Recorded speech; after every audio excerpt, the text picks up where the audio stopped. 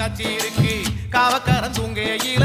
கைய நெட்டி மாம்பழத்தை அறியாம பறிச்சாத்தான் இனிக்கும் அடியானிற் பிள்ளை கடிச்சாத்தான் ருசிக்கும்